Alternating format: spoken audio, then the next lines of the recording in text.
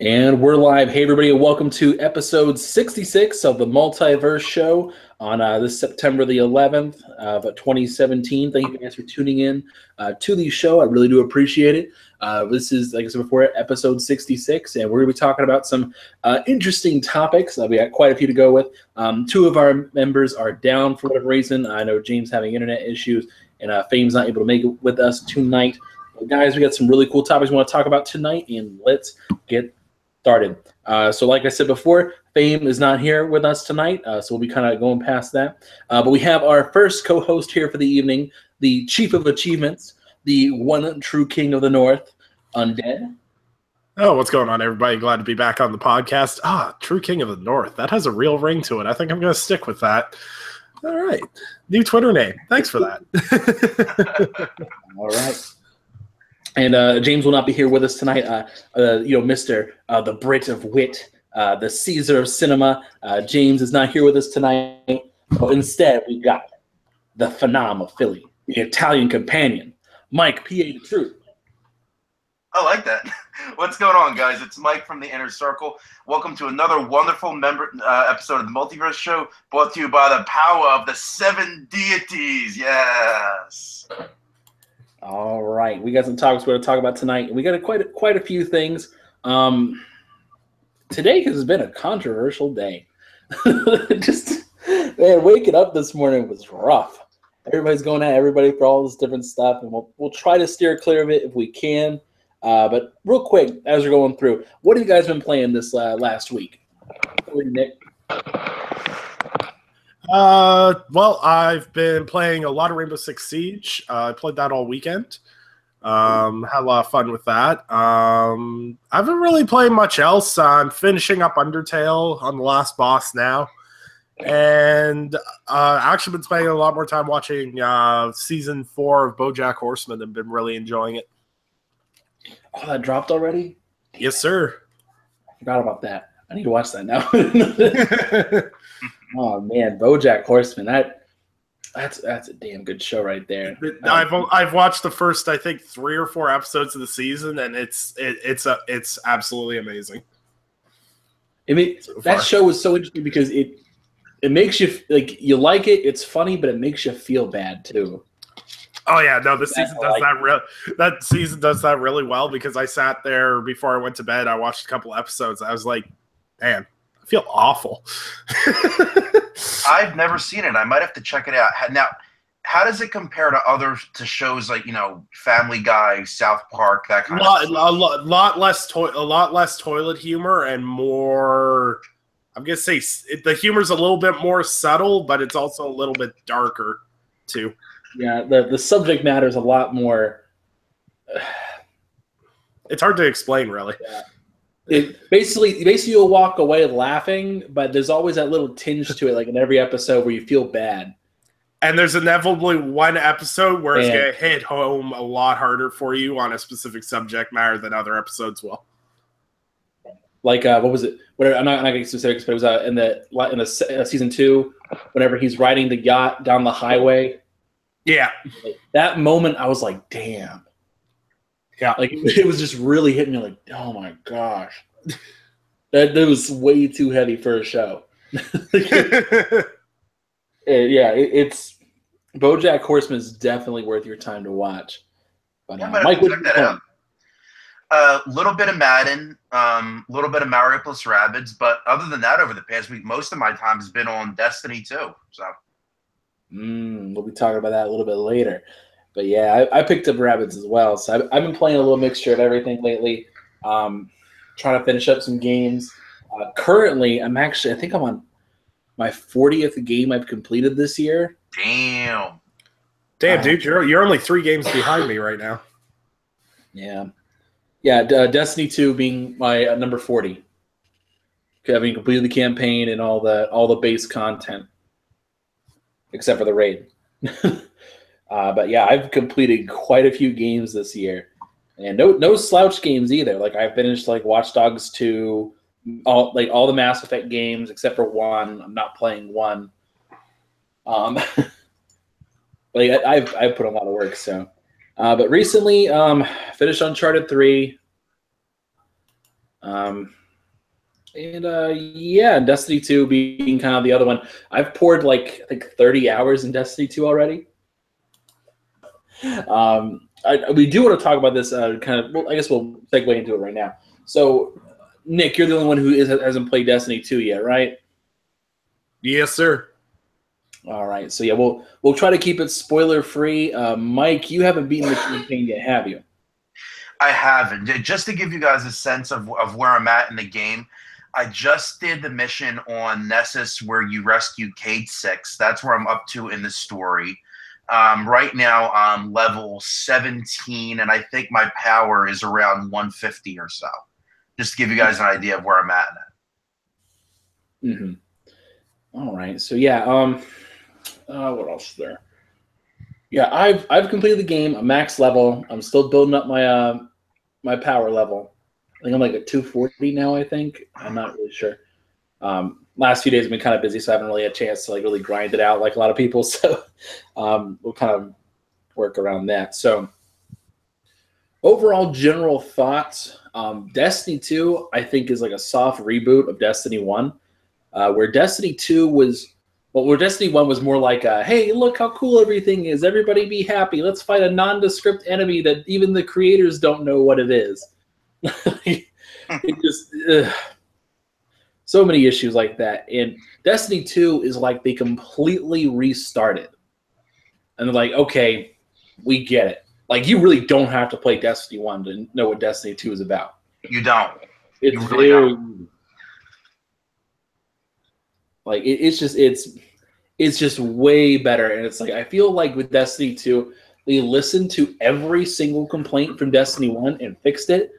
The only issues that they didn't really listen to anybody about was no dedicated servers, and then every other mistake is just self-inflicted. Little things like they messed up on, like how they handle shaders, but like these are little tiny issues in comparison. But the base game is good. It's a fun time. There's lots to actually do in the post game. It's fun.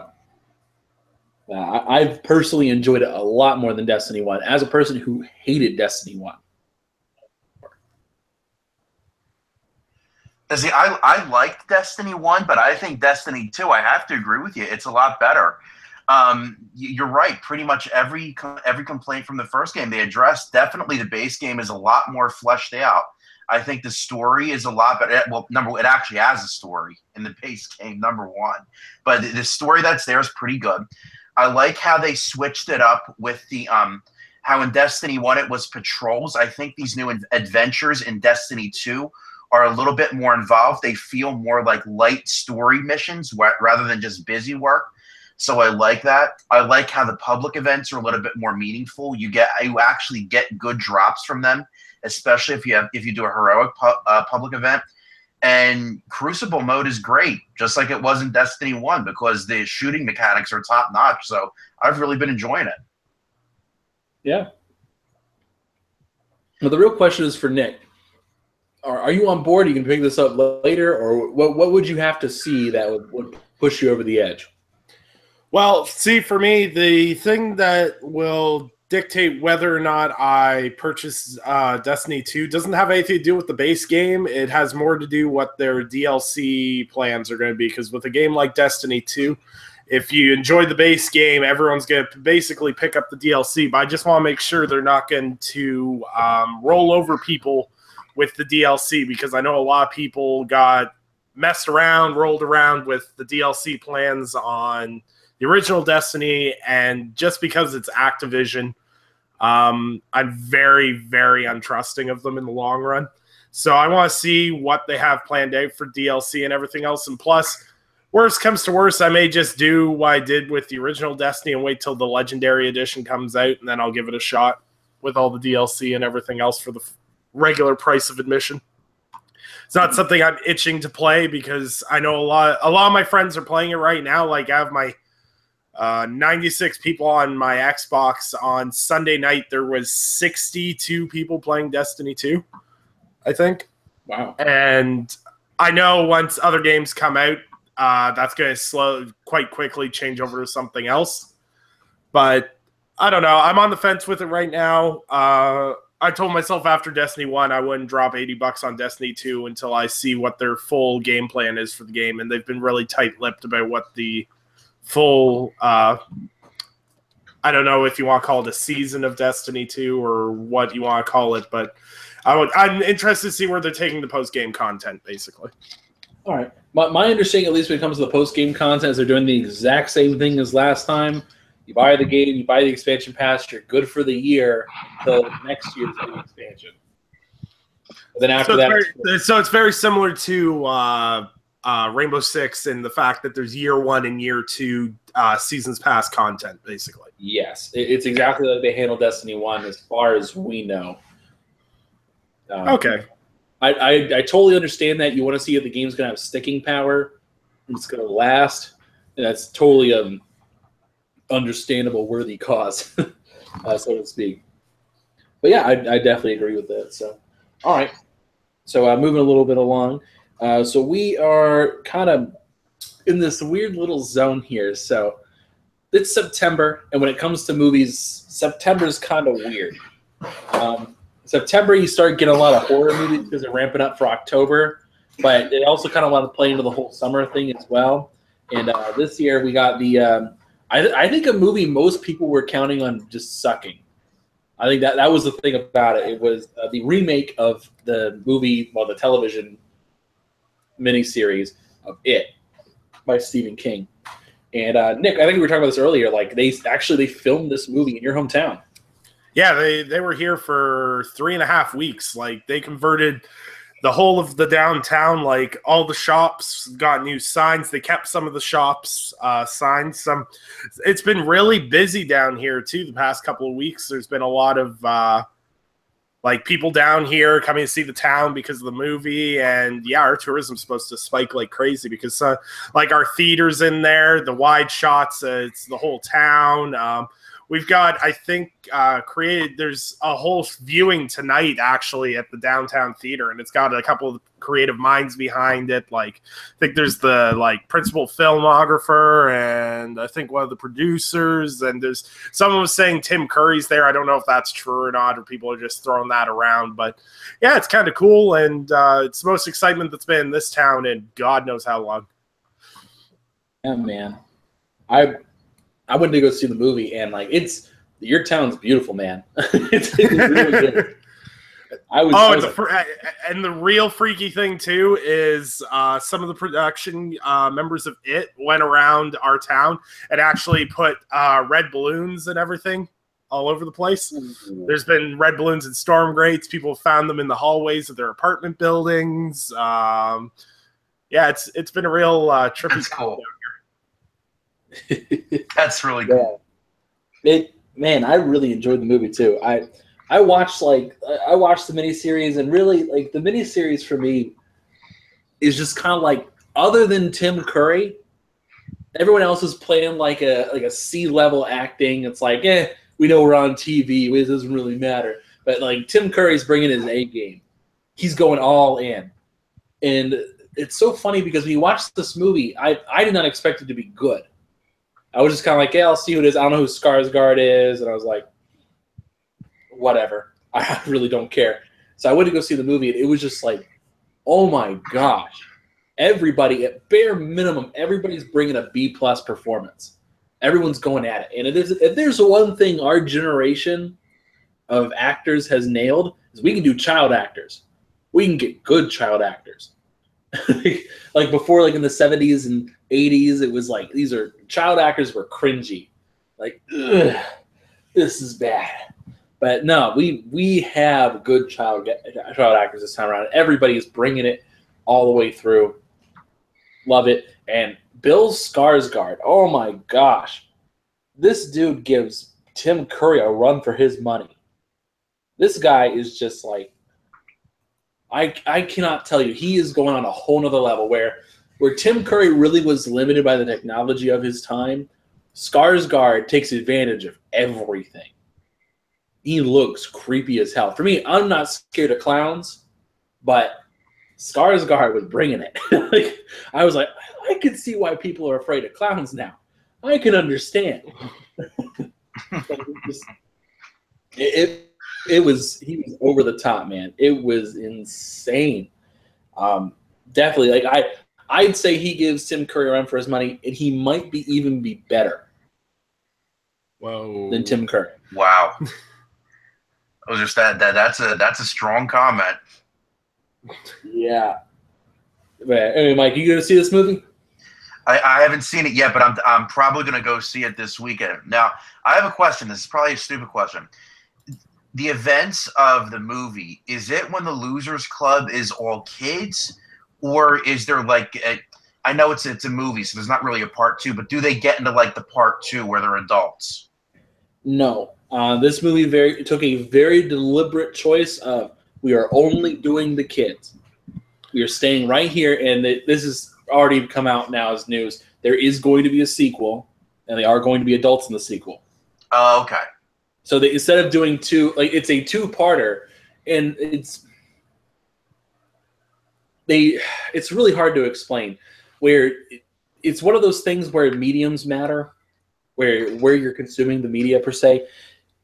In the movie, dark. They go as far as an R rating can take them. They go. If they went any deeper, this thing would be NC-17. Like it would be a whole other deal. Like in the book, I've read bits and pieces of it. It's like a 1,000-page book, so it's they go into way more detail. But like one of the things in particular is that Beverly has a really abusive relationship with her father. And in the TV series, they kind of skim around it, like, oh, she doesn't like being here. No, in the book, like she's being raped. They talk about it. They go in on it. But in the movie, they breach the same subjects. They don't get as graphic, but they go for it. So it's pretty. It's pushing that boundary. So I like it though. It does a much better job of being an actual good horror movie. Actually, my sister, who turned 17 recently, asked me, "Should I go see this movie? Like, I want to see a horror movie in theaters." And I'm like, "Yeah, go see this movie. This is a good one." But yeah. So anyway, Nick, are you gonna go check out the movie at that little the screening?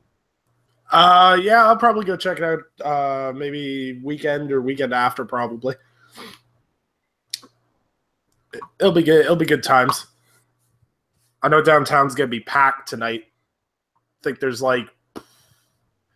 doing 2 showings, and it's first come, first serve. There's like 500, 600 people crammed into a 2-block area.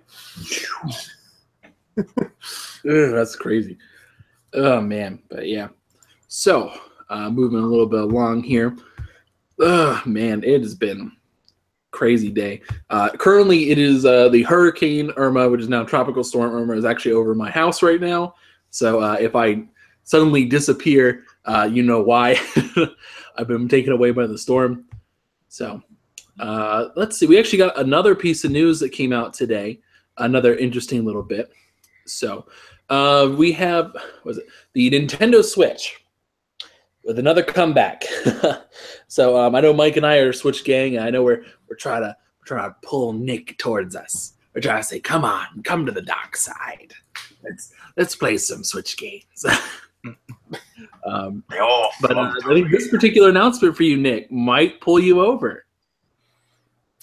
The achievement system. Mm-hmm. Finally. All right. So yeah, this apparently achievements are. And now, has it been confirmed necessarily, or is it more just kind of like, we're hinting at it? Okay, so the article I was reading was on IGN.com. I can't remember the writer that did the article, but he's been fairly accurate with it. And it was an indie developer that leaked and said that there is going to be an achievement system on the Nintendo Switch. Now, it doesn't go into detail on who the indie developer was that I saw, or there's no real details, only that it's coming. Now, the thing is with that is that it's coming doesn't mean it's anytime soon, but what it means for me is it's interesting in the aspect of this is something that a lot of people have vocally been about. They want a better voice chat system, an achievement system, and everything else. And if Nintendo starts actually implementing these things, it means they're actually listening to the consumers, which is something they haven't done in, God knows how long. So if they start listening to the people that are buying their platform, then it'll be a good time to own a Nintendo Switch, I think. I mean, I have a Switch. I mean, I knew I was going to buy one for the Nintendo exclusives, but if they actually go through with this achievement system, I got to admit, it would entice me to buy more multi-platform games like Sonic Mania on the Switch, as opposed to other platforms. Mm-hmm.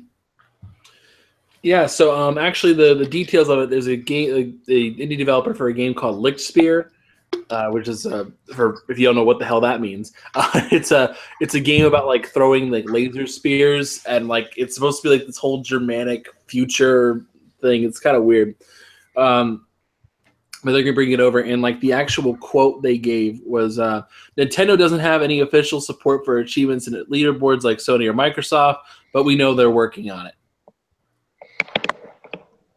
Which is kind of like, leaked. Oops. Well, whoever said that was executed because Nintendo keeps tight wraps on everything.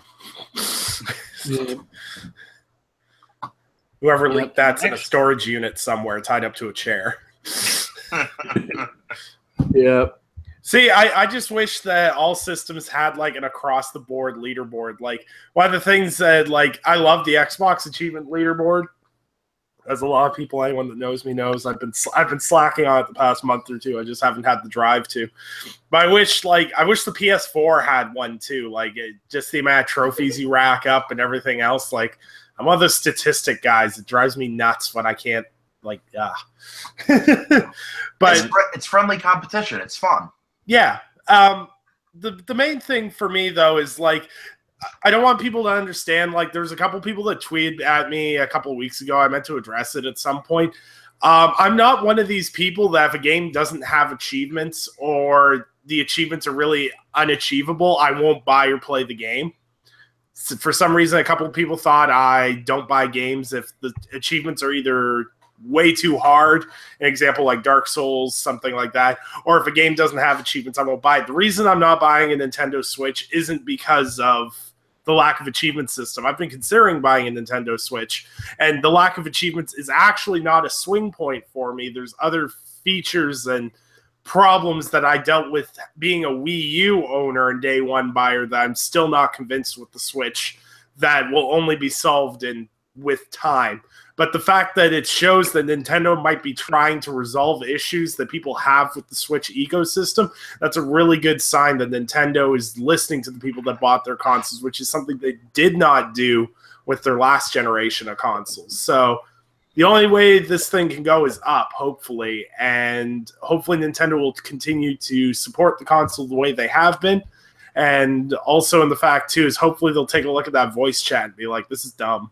No one's going to pay $50 for our online if it's like this. Yeah. See, for me, the two major things are they got to get on board with achievements. Actually, three things. They got to get on board with achievements. They have to do some type of cloud save system for your game saves. And they got to bring the virtual console. For me, if they bring those three things, I would be satisfied with the Switch experience. It blows my mind that there's not a virtual console on it yet. That's so strange given their past experiences with that particular aspect of it. Kind of related to that, in other Nintendo-related news, I saw a couple tweets today where I think it was Reggie that said that they were going to drastically increase production of the Super NES Classic. Oh, God. That's a train wreck fiasco. Pretty much. Man. Which is why it needs Virtual Console.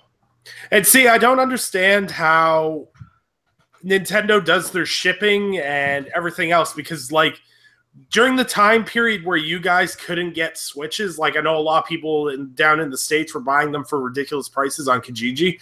We had, like, 10 at my Walmart. And, like, my GameStop has consistently had, like, 5 or 6 of these consoles.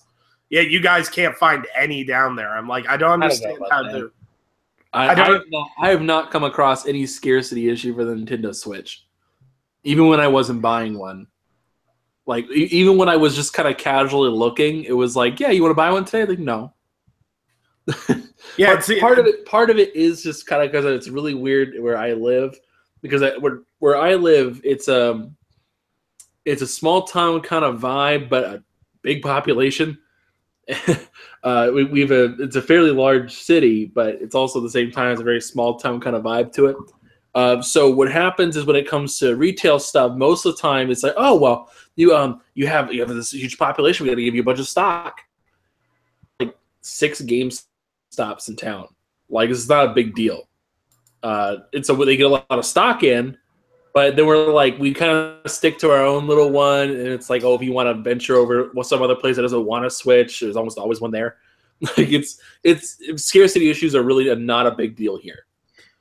So I did not have an issue finding one, but yeah, I would say as far as me right now, the GameStops by me, all of them have at least, I would say, a couple of them in stock at pretty much all of them. Yeah. Yeah, I really think the time and place of, the Switch being sold out everywhere is gone. I'm pretty sure they're meeting demand now. It'll be interesting to see what Nintendo does for the holidays, whether they'll come out with any interesting bundles or anything along those lines. But yeah, actually, speaking of Nintendo news, we actually got another piece. Today it has been announced there will be a Nintendo Direct in 2 days on the 13th. It's actually conveniently timed. You know what else came out on September 13th a couple years ago? What? Super Smash Bros. 4. Oh, God. Here we go. Conspiracy theories! I don't think it's a new Smash Bros., but I'm definitely feeling a port's coming. Okay, so I was going to say, I've said this before. They might as well just port every major title over from the Wii U because nobody played them. Yep. Like for me, like with the Switch, like I have like a handful of things that will make me go all the way. Like actually might consider buying certain games for the Switch over other ones. And those would be Smash Bros. Back, the new Kirby game, and new Prince of Persia game. Yeah, good luck on that. I love Prince of Persia growing up. Good luck on the new Prince of Persia game. Yeah, I know it's not happening, but I can. I know what you mean. Sands of Time was one of my favorite games on my GameCube. Oh, what was it? But I remember because I accidentally bought Sands of Time, the first one, and then it turned out that the disc that was in it from the used store I got it from was the second one. And it was like, oh. See, a couple of games that I'd be interested to see because I had a Wii U. I had it for a year, and basically in a year they released nothing. So I sold my Wii U and rebought a PS3, which was also a mistake. But not going to dive into that. A couple of games I'd like to see again. Like I'm glad they brought Mario Kart 8 over. That's cool. The day that Super Mario Maker hits the Switch, I'll be at GameStop. Yes, I'm dying for them to bring that to the Switch. I played it on my friend's Wii U, and honestly, creating levels, there was so much fun that came with that game. If they either port it or make a new one, I don't know how you make improvements on the first one. I'm sure they could. But if they were to bring that game across, that'd be fantastic. Because that game was so much fun. It really was. The only question about them porting that over is how you actually build the levels, because you needed the gamepad for that game with the tablet. Yeah. That would be the only thing. You could still do it. Remember, the Switch pad is the Switch screen is still a touch screen. Yeah, but what if you're playing on the TV though? Well, it sucks for you.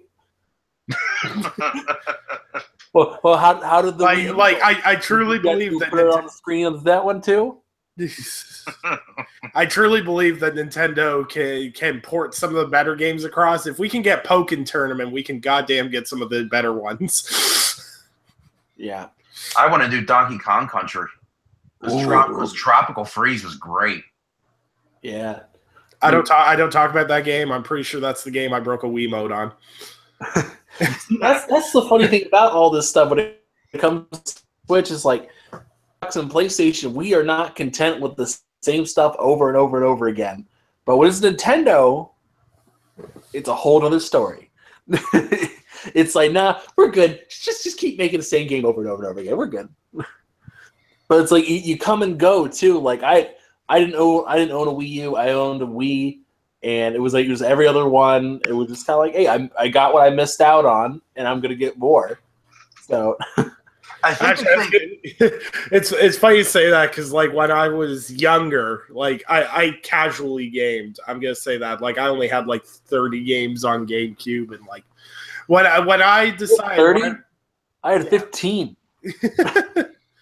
So when I was decided that I needed to buy a new console, this is why I had a GameCube. I was like, this is when the 360 and PS3 were out. Keep in mind, I sat there and went, you know what the console is? I'm gonna buy a Wii.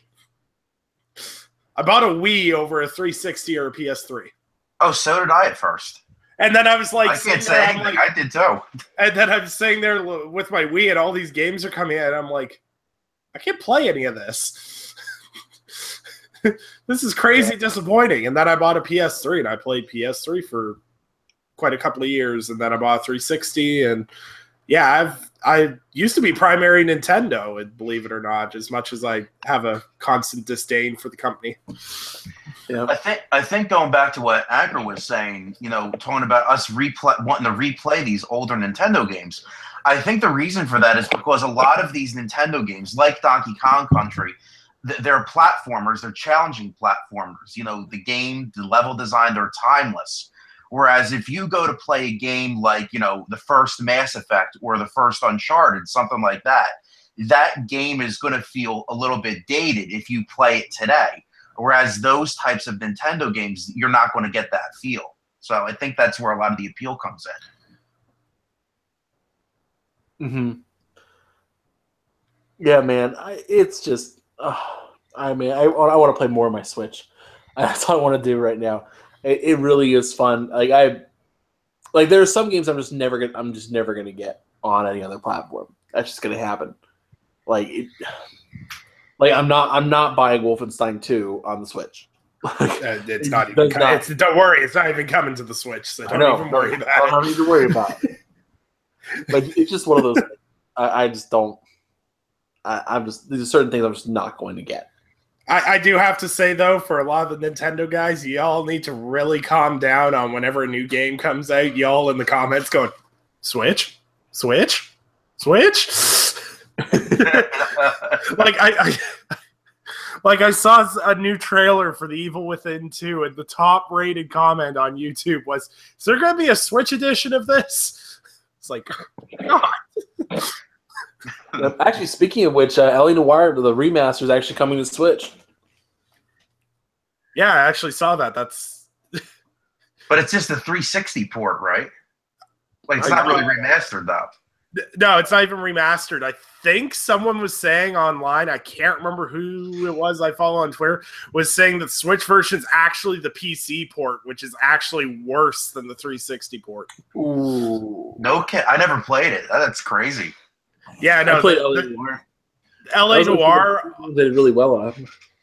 L.A. Noire was really good on Xbox 360 and PS3, but the game was broken on PC, and they only patched it once.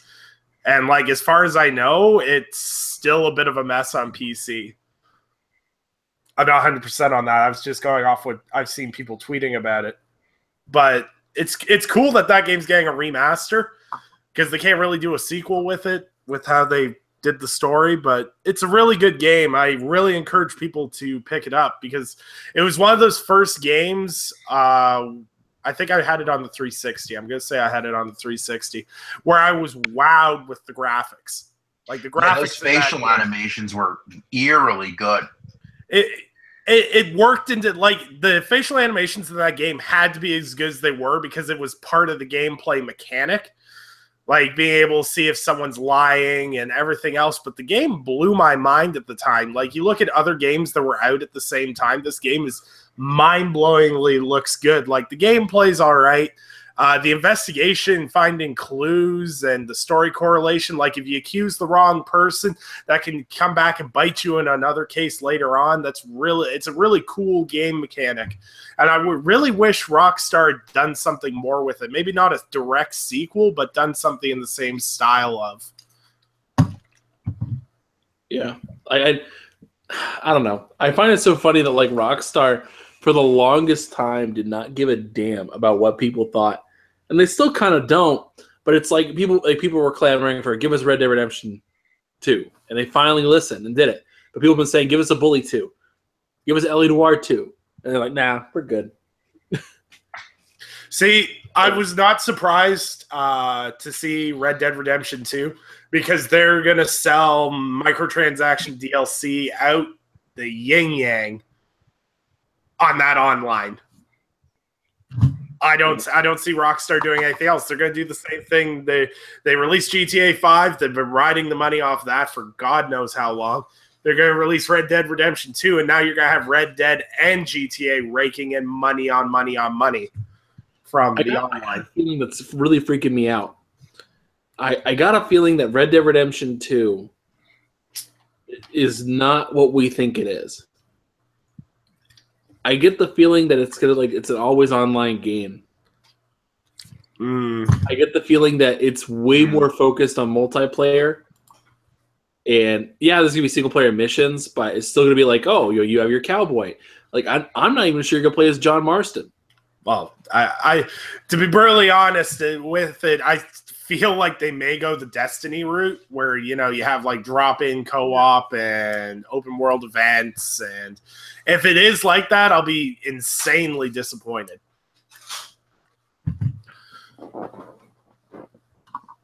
Yeah, it's I don't know, because the whole point of like the narrative was it's a prequel. You know what's going to happen already. And playing as John Marston isn't going to do it necessarily, but the whole thing is that you could work that in. Because there was a whole gang. There's a whole gang that was in that game. And it doesn't matter. Like, a lot of people don't matter. You just be in the game. I don't know. I don't know. I feel like with Rockstars that they've been wooed too much by the GTA 5 success. And now they're like, what's even the point of having a single player? To give you an idea too, though, is like you look at how much Grand Theft Auto 5 is, and how many people have bought Grand Theft Auto 5, and if you go into the achievement board, like this is just an interesting percentage. The actual completion achievement for beating the game is a rare achievement. So most people did not bother finishing or even starting GTA 5 story. Most people just buy it for the online. I know guys that have never even touched the single player. Like, you're like, oh, how did you enjoy Trevor? And they're like, who? I'm like, I can't even look at you. But yeah, I don't know. Like the always online multiplayer, I'm not a huge fan of it. And I really, really hope Rockstar is smart enough to realize that there's still a good demographic of people that enjoy the single player aspects of the game. And I hope they don't stray too far from that. Yeah. All right. So, man, there's just the wind's really whipping up right now. It's freaking me out. I'm muting my mic and looking outside, and it's like, it's really freaking me out right now. So, but yeah, actually, we actually have James who's jumped in the chat here. He actually gave you a prepared statement. I wanted to wait till we got through all our topics to read his statement. So it's time for an official prepared statement from the Brit of Wit, the Caesar of cinema. So let's get on with this prepared statement. So he says, I, James Sterling Wilson, being of both sound mind and body, do bless this podcast with good, unless you're a certain Swedish YouTuber. On the subject of the film It, I am very, very pleased that it's very good and getting this kind of attention. I hope it doesn't lead to more clown-based horror movies. More teenagers should be allowed to curse, swear in films because that's what they do in real life. South Park is back in the news.